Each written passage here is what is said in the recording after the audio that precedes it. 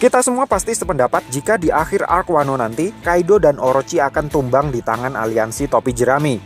Namun setelah Kaido dan Orochi tumbang, bagaimana dengan nasib negeri Wano Kuni? Apakah perang akan selesai sampai di situ, atau perang Wano sebenarnya hanyalah awal dari pertempuran yang lebih besar lagi? Nasib Wano tentu akan berbeda dengan Dressrosa atau Alabasta, apalagi Marineford.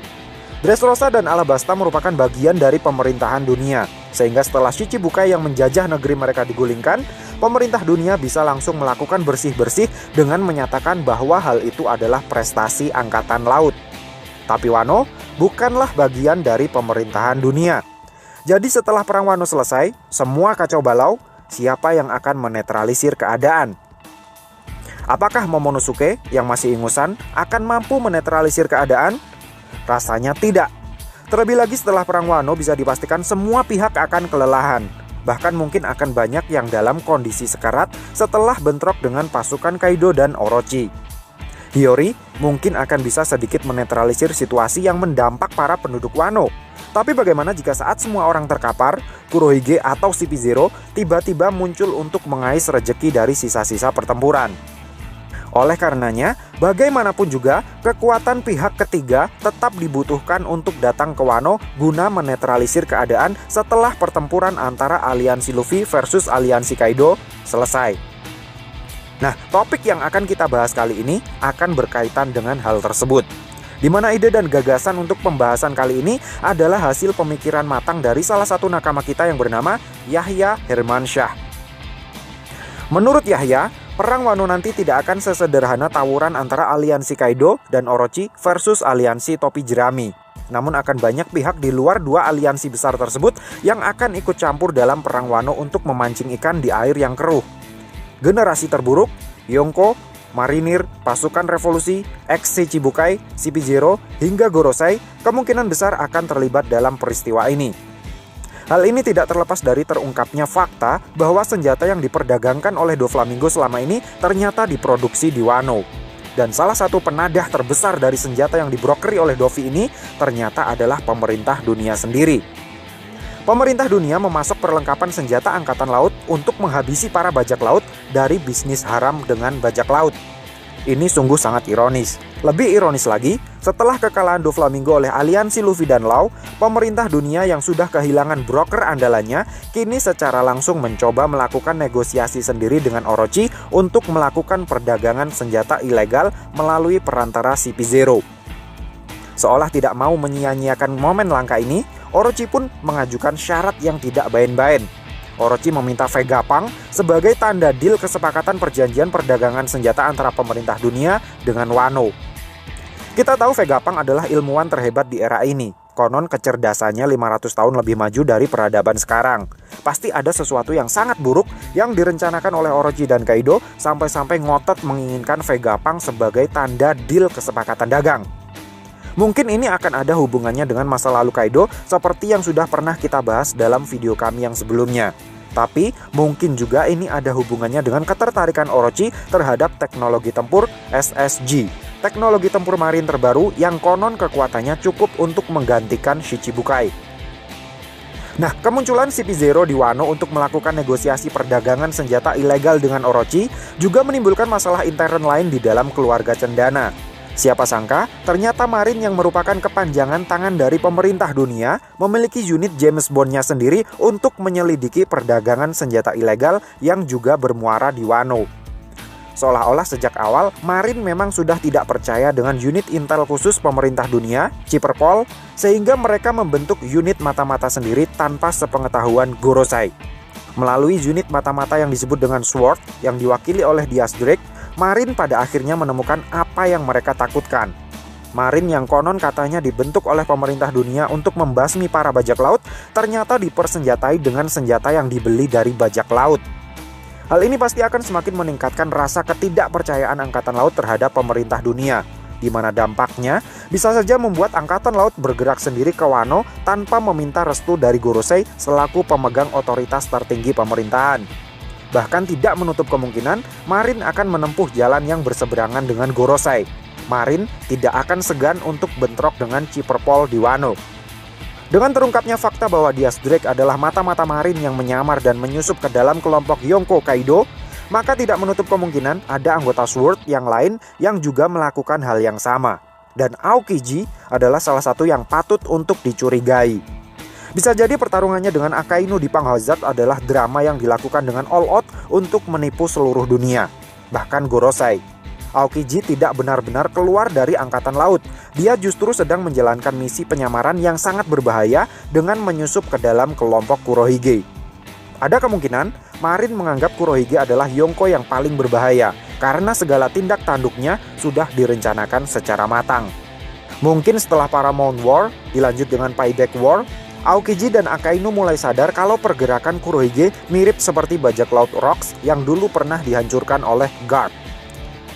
Bisa dibilang, pergerakan Kurohige seolah ingin melanjutkan generasi Rocks 2.0. Terlebih lagi, setelah Kurohige menjadikan Beehive Island yang merupakan pulau bersejarah bagi terbentuknya formasi bajak laut Rocks sebagai markas besarnya. Oleh karenanya, Aokiji dan Akainu menyusun drama pertempuran yang berakhir dengan keluarnya Aokiji dari Angkatan Laut agar kemudian bisa diterima bergabung dengan kelompok Kurohige dan memata-matai pergerakan mereka dari dalam. Sehingga, jika Kurohige berencana untuk menggempur Wano setelah Kaido ditumbangkan oleh Luffy, Marin pun bisa dipastikan sudah tahu dan akan ikut mengirimkan pasukan berkekuatan penuh ke Wano guna menghalangi Kurohige mendapatkan suntikan kekuatan baru. Di sisi lain, para ex-Shichibukai mulai bergerak sendiri-sendiri setelah hak-hak istimewa mereka dicabut setelah keputusan referee tahun ini memutuskan untuk membubarkan sistem Shichibukai. Bagi yang menjadi broker perdagangan senjata ilegal setelah Doflamingo jatuh, kemungkinan besar akan ikut terseret dalam perang Wano. Karena senjata-senjata yang diperjualbelikannya kemungkinan besar juga berasal dari Wano. Buah Hancock yang digerebek oleh Koby kemungkinan besar malah akan menjadi kartu as Marin untuk membantu mereka dalam perang Wano melawan induk organisasi mereka sendiri. Karena Koby yang ternyata merupakan bagian dari Swords mendapatkan informasi kalau CP0 terlibat pertemuan dengan Orochi dari Diaz Drake. Edward Weevil yang tengah memburu anak-anak Shirohige untuk mengklaim hak warisnya juga tidak mustahil untuk tiba-tiba muncul bersama Marco di Wano, seperti yang selalu kita prediksikan dalam video-video kami yang sebelumnya. Sementara Dracul Mihawk yang kembali terpacu adrenalinnya setelah bounty-nya kembali aktif, ada kemungkinan akan mencari Shanks untuk kembali beradu pedang, di mana hal ini juga akan menuntunnya menuju ke Wano. Di lain pihak, pasukan revolusi yang juga turut andil dalam bersih-bersih senjata dagangan Doflamingo di Dressrosa setelah Dovi dikalahkan oleh Luffy dan Law, besar kemungkinan akan melacak asal-usul dari barang dagangan Doflamingo yang konon dibuat menggunakan besi baja langka yang disebut dengan liquor iron ore, di mana penelusuran ini bisa dipastikan akan menuntun pasukan revolusi untuk sampai juga ke Wano. Selain untuk memutus rantai perdagangan senjata ilegal yang telah menyulut perang saudara di berbagai negara, pasukan revolusi juga sedang butuh banyak pasukan senjata setelah persediaan senjata mereka di Baltigo diikhlaskan untuk dijarah oleh Kurohige. Nah, Kurohige sendiri yang memiliki rencana untuk menguasai dunia saat ini sedang getol-getolnya meningkatkan kekuatan tempur pasukan bajak lautnya. Selain menjadi powerful Devil Fruit Hunter di New World, kedatangan Kurohige untuk menyerbu Baltigo secara tidak langsung juga menegaskan kalau Kurohige juga sedang mengumpulkan persenjataan sebanyak-banyaknya, segratis-gratisnya.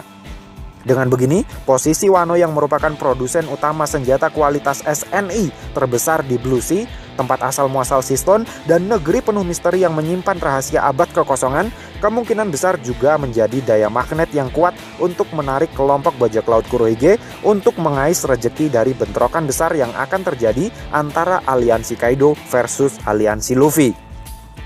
Benar kata Sengoku pada manga One Piece chapter 957, bukan sebuah kebetulan jika semua kericuan besar yang selama ini terjadi berkaitan dengan Wano. Setali tiga uang dengan Yahya Hermansyah, salah satu nakama kita yang lain yang bernama Amit Megel juga berpendapat bahwa perang Wano hanyalah batu pijakan untuk perang yang lebih besar lagi. Salah satu landasan yang dia ambil adalah perkataan Luffy di masa lalu yang menurutnya mutlak dan akan benar-benar terjadi suatu saat nanti. Luffy pernah bilang kalau suatu saat dia akan mengalahkan semua Yonko, tidak terkecuali Akagami no Shanks yang saat ini masih menjalin tali silaturahmi yang baik dengan Luffy. Dengan kata lain, pertarungan antara Luffy versus Shanks adalah sebuah keharusan. jika Luffy tidak ingin menjilat kembali kata-katanya. Bukan sesuatu yang mustahil pula jika pertemuan antara Shanks dengan Gorosei pada manga One Piece chapter 907 adalah awal dari pertanda retaknya hubungan silaturahmi Luffy dengan Shanks. Karena sampai saat ini kita masih belum tahu pasti di mana posisi Shanks sebenarnya dalam belantika perbajak lautan New World. Apakah pro bajak laut atau pro pemerintah dunia? Dan mungkin juga tingkah pola Bartolomeo yang membakar bendera Akagami pada cover story chapter 875 yang akan menjadi pemicu pertarungan antara Shanks versus Luffy. Tapi sebelum hal itu terjadi, janji Luffy ini akan dibuktikan dulu dengan mengalahkan dua Yonko yang sudah jelas-jelas ada di depan matanya, yaitu Kaido dan Big Mom. Pada manga One Piece chapter 896, Luffy pernah bilang kepada Katakuri kalau kelak dirinya pasti akan kembali ke Whole Cake Island untuk mengoplok Big Mom. Namun entah apa yang direncanakan oleh Eiichiro Oda, sekonyong-konyong Big Mom saat ini justru berada di Wano. Luffy tidak akan bisa menepati janjinya kepada Katakuri untuk kembali ke Whole Cake Island dan mengoplok Big Mom jika saat ini Big Mom sendiri berada di Wano. Oleh karenanya, menurut Amit Magel, hal ini kemungkinan besar akan ada kaitannya dengan bagaimana cara Luffy bisa mengalahkan Kaido. Mungkin Big Mom akan melakukan sesuatu yang membuat Luffy jadi tahu bagaimana cara mengalahkan Kaido sebelum Big Mom kembali ke Whole Cake Island karena suatu urusan yang lebih urgent. Kecurigaan ini mulai terendus sejak kedatangan Big Mom yang tanpa diundang ke Wano dan tanpa disangka-sangka membentuk aliansi dengan Kaido hanya untuk menangkap seorang rookie.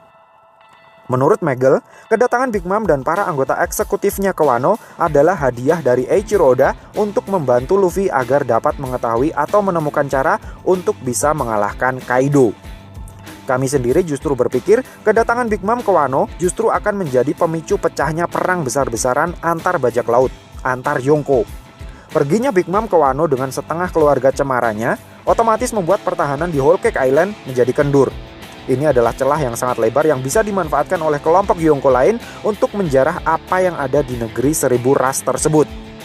Kita tahu di Whole Cake Island ada Road Poneglyph, ada kapal laboratoriumnya Germa Double Six, dan ada anggota ras mata tiga yang konon memiliki kemampuan untuk membaca poneglyph menggunakan Voice of All Things.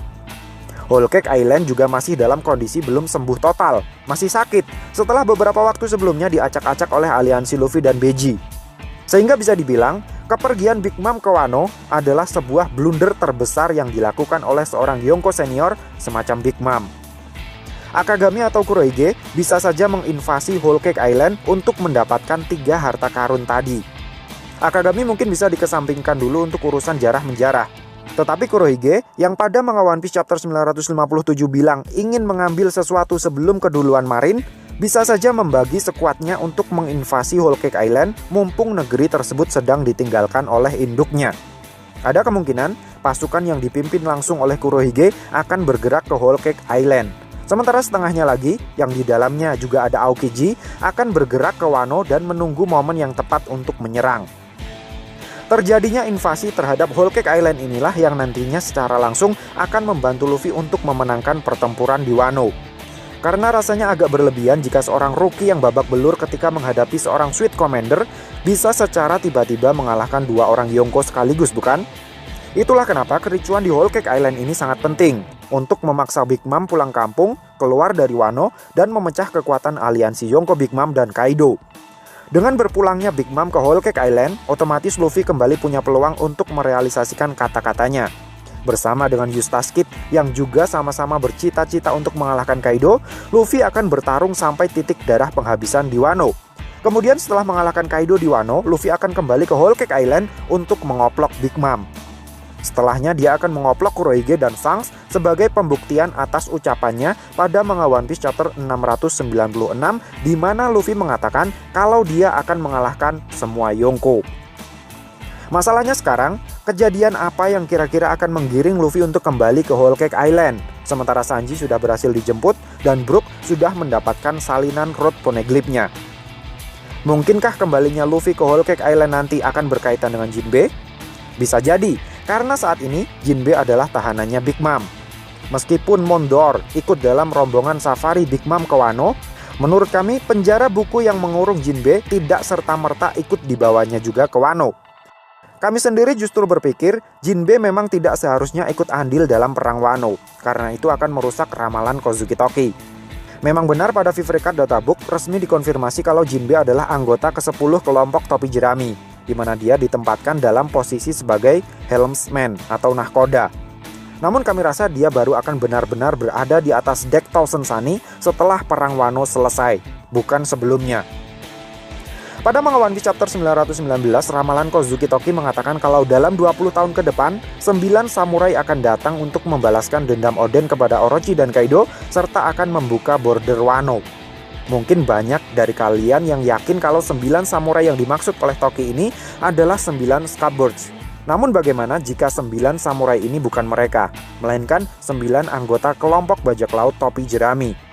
Dan alasan kenapa Jinbe tidak kunjung bergabung di atas kapal Thousand Sunny adalah karena Eiichiro Oda ingin menempatkan 9 anggota kelompok topi jerami sebagai 9 samurai yang diramalkan oleh Toki. Eiichiro Oda ingin menyesuaikan kedatangan 9 anggota topi jerami dengan ramalan Kozuki Toki, sekaligus ingin menyiapkan konflik baru antara Big Mom dan Luffy setelah Kaido berhasil ditumbangkan. Nah, berkaca pada apa yang terjadi dalam Perang Besar Marineford 2 tahun lalu, di mana perang besar masih terus berlanjut meskipun pihak-pihak yang terlibat dalam perang besar tersebut bisa dibilang sudah mencapai tujuan mereka masing-masing, akan demikian halnya dengan yang terjadi dalam Perang Wano nanti. Dalam Perang Marineford, Marin yang sudah mencapai tujuannya untuk membunuh Ace dan Shirohige masih terus mengamuk memburu Luffy dan seluruh anak buah Shirohige yang tersisa. Kurohige yang sudah berhasil mencuri kekuatan Gura-Gura no Mi Shirohige tidak langsung pulang ke rumah, tetapi justru menantang Marin dengan berencana menenggelamkan Marineford dengan kekuatan barunya. Hingga sesama Shichibukai pun saling bunuh, yaitu Doflamingo yang diberi perintah oleh Gorosei untuk menghabisi Moriah. Menurut Yahya, hal serupa pun juga akan terjadi dalam Perang Wano. Perang tidak akan berhenti meskipun Luffy sudah berhasil mengoplok Kaido dan Orochi. Perang akan merembet ke masalah lain yang memicu pertempuran baru yang lebih besar. Pertempuran yang pada mulanya bertujuan untuk memperjuangkan kemerdekaan Wano akan berubah menjadi pertempuran untuk memperebutkan senjata dan memperebutkan sumber daya alam Wano. Dan tidak menutup kemungkinan juga akan berubah menjadi pertempuran untuk menutup aib sejarah Void Century yang selama ini tersimpan rapat di Wano. The Great Cleansing has begun. Pertempuran triple threat di mana tidak jelas siapa kawan dan siapa lawan, siapa yang benar dan siapa yang salah. Pokoknya, siapa yang memiliki celah, dialah yang akan diserang. Celakanya, setelah perang melawan Kaido dan Orochi, Luffy dan aliansinya bisa dipastikan akan dalam kondisi sekarat. Jika saat itu Kurohige atau pemerintah dunia menyerang, maka habislah Luffy dan aliansinya. Habislah Wano. Negeri ini tidak jadi merdeka tetapi malah jatuh ke masalah yang lebih gawat lagi. Harus ada satu kelompok yang datang untuk mencegah agar hal ini jangan sampai terjadi. Bisa saja kelompok Shanks yang datang dan merasa sudah waktunya untuk bentrok dengan Kurohige. Bisa juga pasukan revolusi, di mana dalam kesempatan ini Ivankov akan kembali menyuntikkan hormon ke tubuh Luffy yang membuat Luffy kembali roso hingga mencapai mode terkuatnya Over Limit Luffy. Nah, mode Over Limit Luffy ini akan kita bahas dalam kesempatan lain. Peluang Shanks untuk kembali muncul sebagai peserta penutup pertempuran di Wano kemungkinannya sangat besar. Mengingat dalam cerita flashback diperlihatkan kalau Shanks memiliki hubungan yang sangat baik dengan keluarga Oden, sehingga akan ada banyak alasan untuk menyeret Shanks datang ke Wano. Di sisi lain, pemerintah dunia yang ingin menyelamatkan mukanya dari busuknya borok mereka, kemungkinan besar akan menyerang dan menghabisi Marin dan seluruh pihak yang terlibat dalam pertempuran di Wano. Jika CP0 tidak cukup, bukan tidak mungkin Gorosei akan ikut turun tangan langsung, di mana The Great Cleansing yang mereka maksud pada Manga One Piece Chapter 908 akan benar-benar dilakukan terhadap Wano Kuni. Proses pemusnahan massal yang lebih mengerikan dibandingkan dengan Buster Call. Proses pemusnahan massal yang mungkin juga akan menjelaskan tentang apa yang sebenarnya terjadi dengan tragedi menghilangnya God Valley. Nah, The Great Cleansing yang dimaksudkan oleh Gorosei inilah yang menurut kami akan memicu meletusnya gunung berapi raksasa purba yang ada di Wano, seperti yang sudah pernah kami bahas dalam video kami yang sebelumnya yang berjudul Perang Wano, Skypiea, dan Danau Toba. Ledakan super vulkan inilah yang kemudian akan melempar seluruh daratan Wano ke angkasa dan jatuh terpecah dalam beberapa bagian. Menurut teori super liar kami, bagian Wano tempat Luffy berada akan jatuh di Whole Cake Island, sehingga Luffy bisa merealisasikan kata-katanya untuk kembali ke Whole Cake Island dan mengoplok Big Mom. sekaligus untuk menjemput Jinbe dan meresmikannya sebagai anggota ke-10 bajak laut topi jerami. Sementara pecahan yang lain jatuh di puncak Red Line di dekat Marijoa. Kemungkinan besar pasukan revolusi, Marin, Shanks, dan Kuroige akan jatuh di tempat ini. Sementara bagian Wano yang lain akan jatuh ke lautan bebas yang menandai terbukanya border Wano untuk dunia. Di momen inilah kekuatan Poseidon, Pluton, dan Uranus sangat dibutuhkan. Dengan kemampuan mengendalikan Sea King-nya, Poseidon akan memerintah para Sea King untuk menjadi dinding pelindung dari tsunami raksasa yang disebabkan oleh meletusnya Gunung Wano.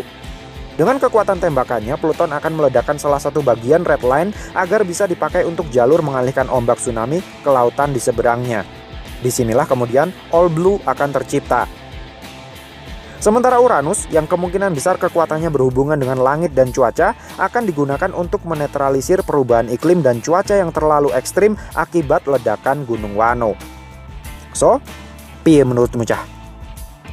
Terima kasih untuk semua yang sudah terlibat dalam super mega teori liar dan agak ngawur ini.